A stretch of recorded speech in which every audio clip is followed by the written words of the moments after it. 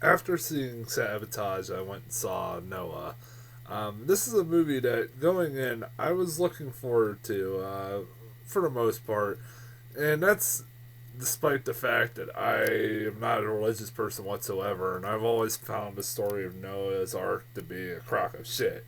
I mean, I'm not the only one who knows the Noah's Ark story never really freaking happened. I mean, it's been proven that there was never a great flood that destroyed everything on Earth and killed everybody, and that a man built an ark and had two of every animal on the ark. I mean, it's you have to suspend a lot of disbelief to believe that really happened.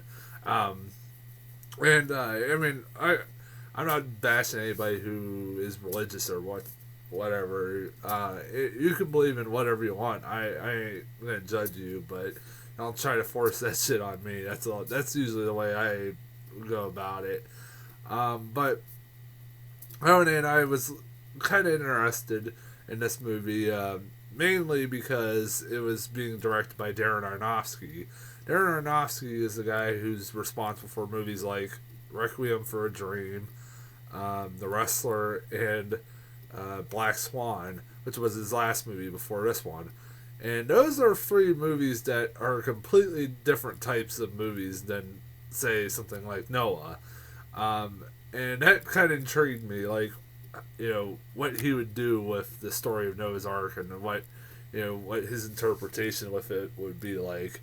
I knew it would be something very different. I had a feeling, I knew going in it was probably going to be something very different than anything we'd ever seen before. Um, and this movie also has been causing a lot of controversy and has had a lot of religious people up in arms about it, which makes me chuckle and makes me amused anytime you have something like that. And that intrigued me even more to see what was the causing all this controversy. I'd been hearing that it was mainly the changes that were made from the original story. Um, in this movie, and I was like, I going in, I stayed away from spoilers so I wouldn't be spoiled what they would change, they wouldn't change, um, and yeah, like I said, going in, I was looking forward to it, and after I saw this movie, I can understand why some religious people, are all up in arms about it. But despite that fact, I fucking love this movie. This is one of my favorite movies of the year. This is actually probably my favorite film of the year so far. This movie was awesome. It was also batshit insane. And unlike anything I've seen so far when it comes to Noah's Ark's uh, Noah's Ark story adaptations, I don't think we'll ever see anything like this ever again. Also, it's one of those movies that after I watched it, I kind of went, "How the fuck did this movie get made?"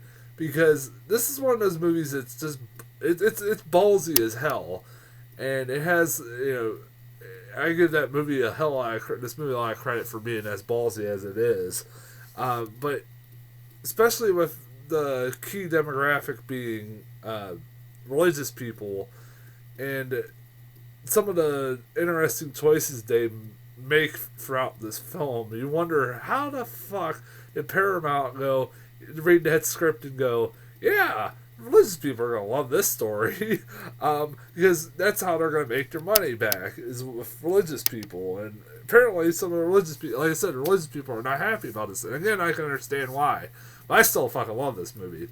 Now, before I get into the really batshit insane stuff that I want to talk about, because I have a lot to talk about, a lot to say about those moments, I will promise, trust me. I want to talk about the acting in this movie first.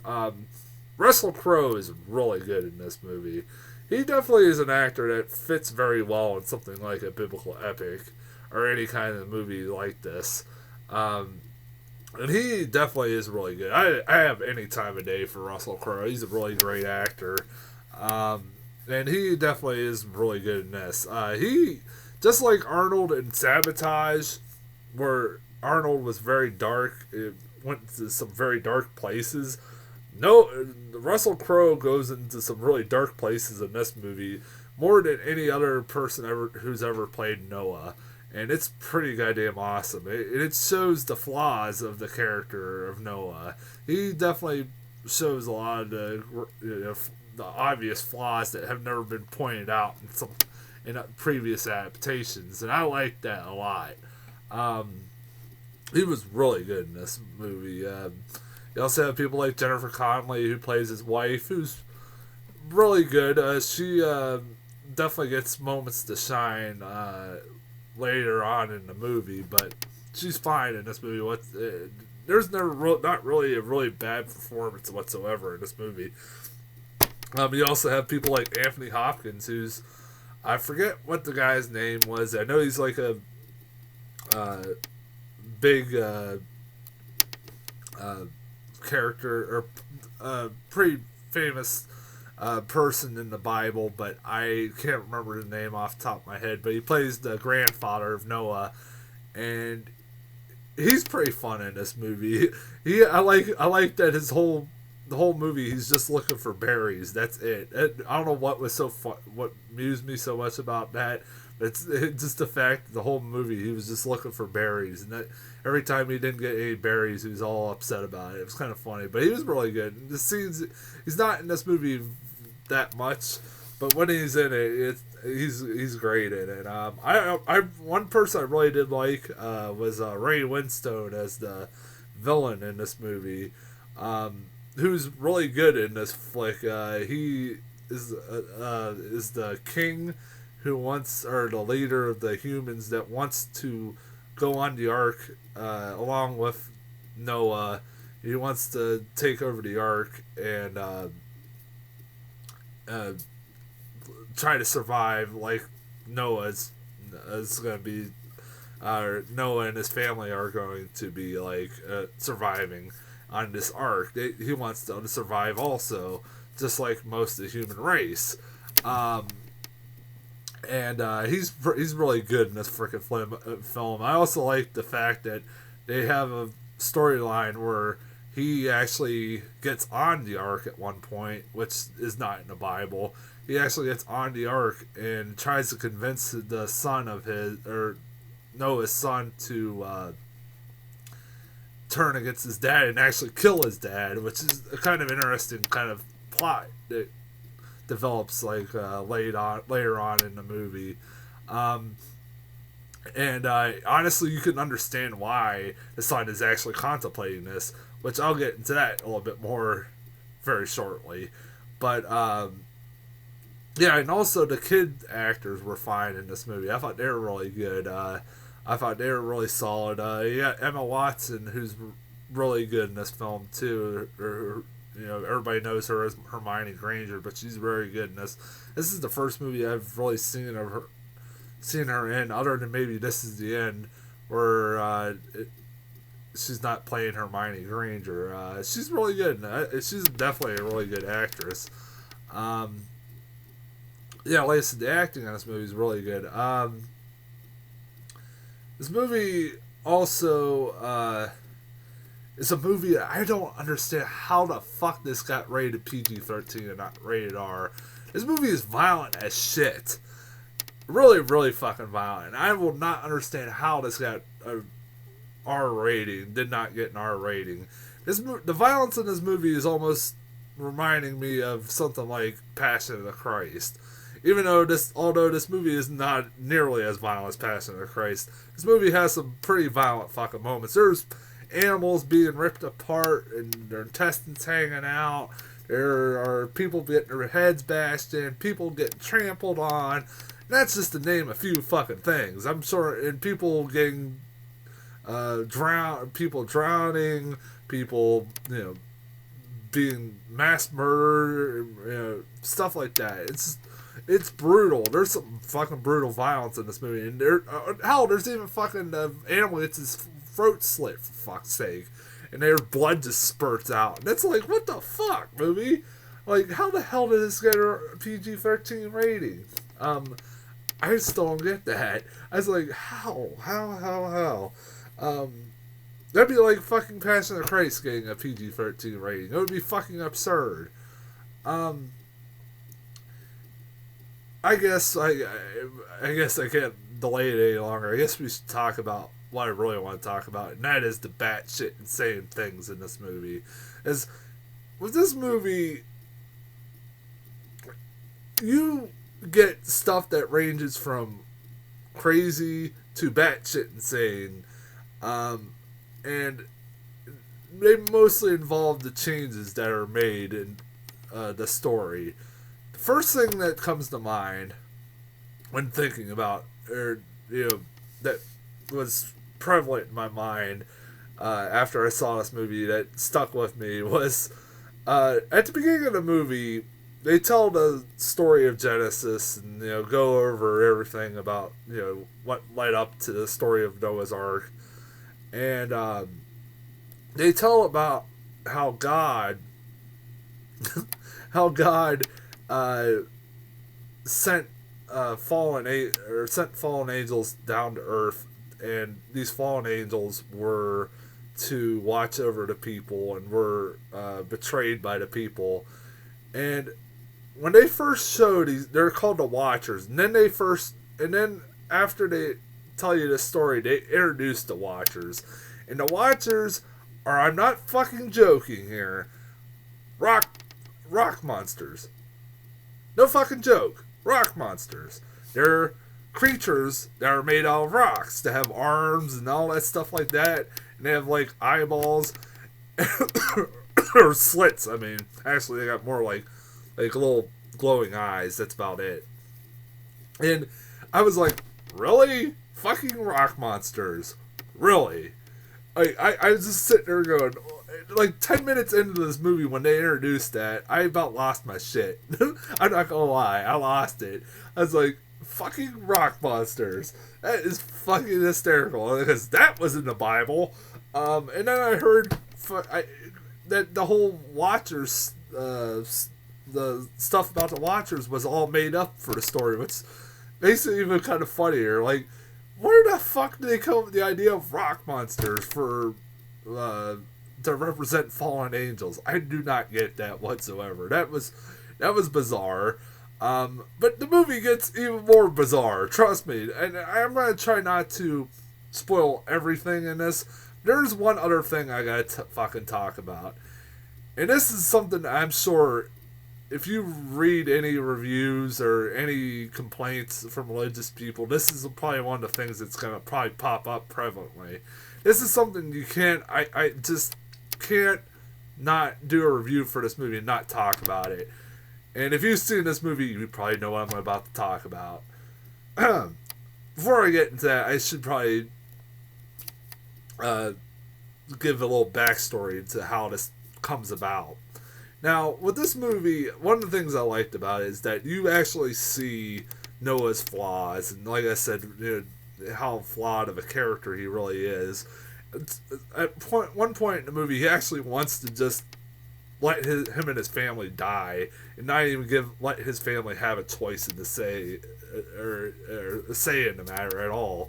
Even though his wife is like, really, I mean, come on, we should live. We're good people. He's like, Noah points out, well, we would kill for our kids. We would kill for our kids, and this, I'm like, yeah, but that's not really a bad thing. And after he says that, 20 minutes later, he basically is killing people right and left to try to protect his family, which it's like, that's kind of fucking hypocritical, you jackass. I mean, there's a point in this movie I was like, fucking Noah is a real big hypocrite, and it kind of is. They point him out. They point that out. There's characters that actually point that out throughout this movie, like that he is kind of a fucking hypocrite. But where this movie gets really fucking batshit insane is when Emma Watson's character, when she's introduced, she is a girl that is raised by Noah and his family as one of their own. They find her when she's little to be abandoned because I think her family was murdered, and they find her injured and heal her back to life. And early on in the movie, they reveal that because of her injury, I believe, she is barren and is not fertile and can't have any kids. And when she grows up to become Emma Watson, she falls in love with Noah's son. And she hates the fact that she can't have a kid or anything like that. And before the Great Flood happens, she sees Anthony Hopkins. And Anthony Hopkins puts his hand on her stomach. And from that point, I could tell instantly that he made her fertile, obviously. And she doesn't realize this until after the Great Flood happens and they're on the ark. And her and the son have sex. And she finds out she's actually fucking pregnant. Well, I still can't believe it. I still can't believe what I'm about to say actually fucking happened in this movie. Well, she decides to go tell Noah the great news. Wants to tell him the great news that she's pregnant and she's about to have a baby. And at this point, Noah has come up with the idea that the human race should just die off along with his whenever his family dies. And so at that point, he's at that mindset. At this point in this movie, he's at that mindset. So when she tells him that she is pregnant, he flips the fuck out.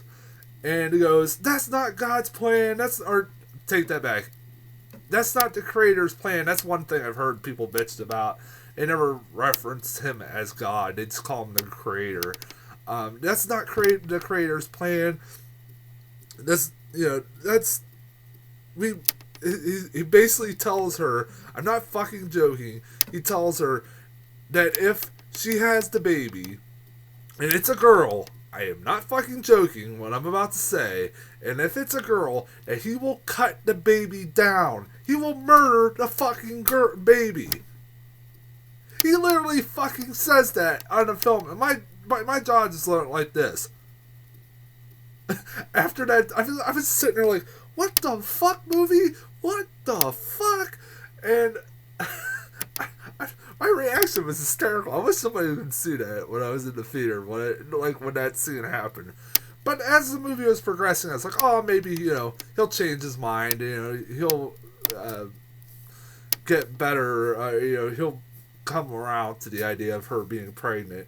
No! When she gives birth to the baby, he literally goes around the ark with blood on his face and a knife in his hand looking for the baby to murder them. To the point that there's a scene where Emma Watson is about to let him murder her babies after she lets them quit crying, gets them to quit crying, and he has a knife right next to the baby's face. I'm like, they're not fucking gonna do this. I mean, wow.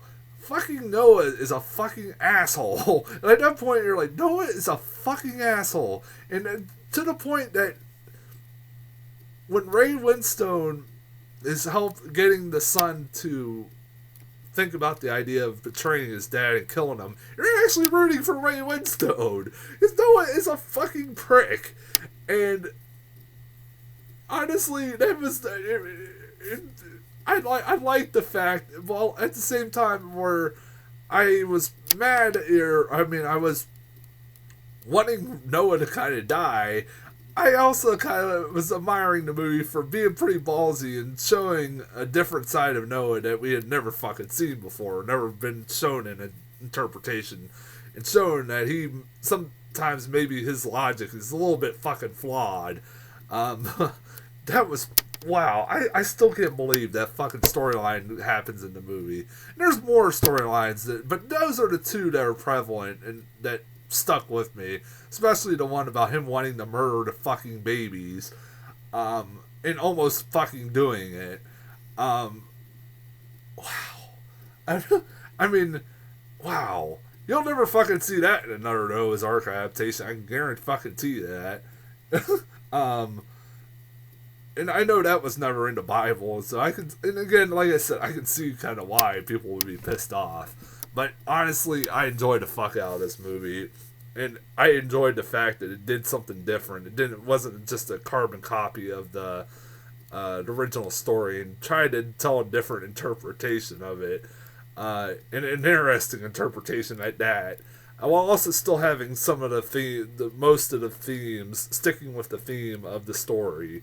And showing, not just making Noah seem just like a saint, but showing him as a flawed fucking character. I like that. I really fucking like that. And that he, in some parts, is really fucking despicable and really is a guy it's really hard to root for. And Russell Crowe, I give commendmanship to Russell Crowe a lot for his acting in this movie. When I was reminded when the scene where he's carrying the knife for Noah for the ark, trying to look for the babies, it was kind of like fucking reminiscent of like Jack Nicholson in The Shining, like how fucking frightening he was, like how really dark and scary, he was. Like, he was a man on a fucking mission, ready to kill some babies. I am not fucking joking. Like, nobody was gonna convince him. Like, at one point, Emma Watson and Noah's son build a raft so they could get the fuck off this ark and get away from this crazy guy. Like, his son and Emma Watson, I think even the wife, were all ready to get on this raft and leave this fucking ark, which is that's incredible. And that's a fucking pretty valid reaction to something like that. If some fucking crazy person said, "I'm gonna kill your babies," and Noah ends up fucking burning down their raft, and so they could never escape. It's really, like I said, I like that they made him a very flawed character, not made him a very three-dimensional character while at that. I give props to this movie for doing a different interpretation than anything that's been done before. Darren Aronofsky also, this is definitely a Darren Aronofsky movie. There's some trippy moments in this movie that you would expect from a Darren Aronofsky movie. Some really crazy stuff in it. Also, when I talked about the rock monsters, I want to give praise to those because those were really fucking cool. They looked really cool, and they were actually pretty awesome creatures, honestly. And also, they looked really impressive. I don't know. I swear those things were stop motion animation. I'm pretty goddamn certain they were. And they were really good stop motion animation. If they weren't, they were CGI. They were definitely really good CGI. And I give a lot of props to the effects. The effects in this movie were pretty good. Even the one, obviously, all the animals in the movie were CGI, but even they looked okay. Even this, like I said, the CGI in this movie wasn't a problem whatsoever. Trying to think what other thing to talk about, but I guess that's about it. I don't want to ruin too much. I know I'm probably spoiling it way too much here, but I recommend it. I definitely highly recommend this movie, and I almost recommend watching the movie first, then seeing my review before. So you don't get spoiled all the crazy batshit moments from this movie. I got a lot of new trailers. I can tell you that right now. I got a lot of new trailers. I got the Hercules trailer with The Rock in it. That was kind of unintentionally funny. That trailer was kind of unintentionally funny. Especially with The Rock wearing like a skinned tiger's head and yelling, "I am Hercules!" That was kind of funny. What fucking else trailer? I know I got a bunch of new ones. I got The Giver, which I never read that book, but I know of the book, but I never read it. I don't know what the fuck is going on in that trailer, really. I didn't really understand what the hell was going on. I know I'm forgetting them all now. I'm drawing a blank when it comes to these trailers right now.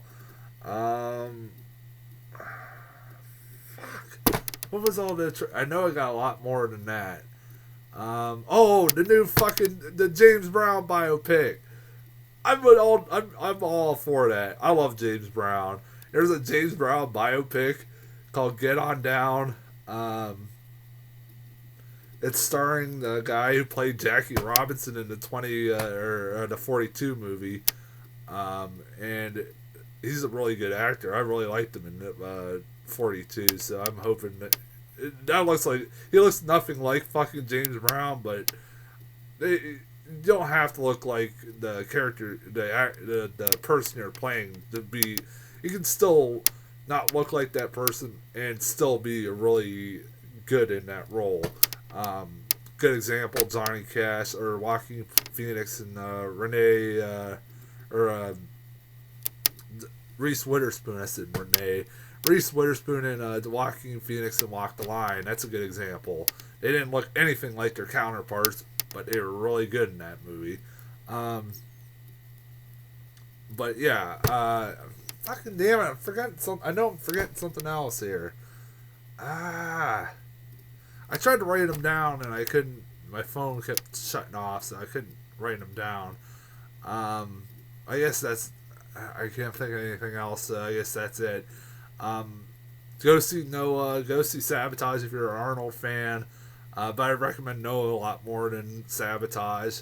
Um, I'm gonna get off here, and I'll be back Thursday night, Friday morning, whatever time. I post a video on YouTube with a review for Captain America: The Winter Soldier, which I'm really looking forward to. So I'll see you guys then.